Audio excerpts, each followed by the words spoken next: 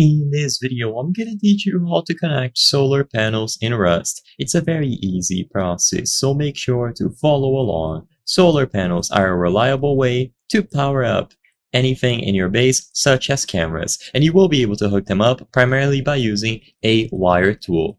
So the wire tool is going to be used to transfer the power from the solar panels into any tools that you are using on your base. So for example, I'm going to teach you how to hook the solar panels to this battery and then to a splitter to charge up devices like cameras. So when you use the wire tool and you look at the solar panel on its corner, you will be able to find the electrical output. This is where the power is going to be coming out from, and you will be able to draw it to any other battery or device that needs power. So use the wire tool, grab the electrical output, and you will be able to connect it to something like a battery. You can connect it to other devices, but like I said, I'm using the battery as an example.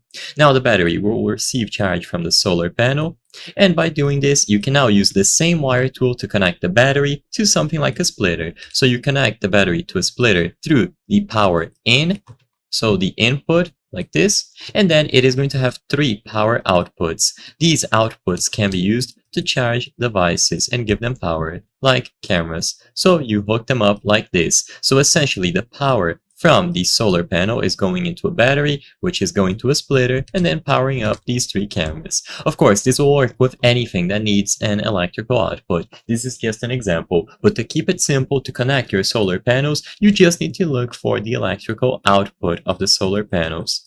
Of course, make sure that they are properly positioned and they have a good view of the sun, and as long as they are receiving power, they will charge whatever it is that you connected them into.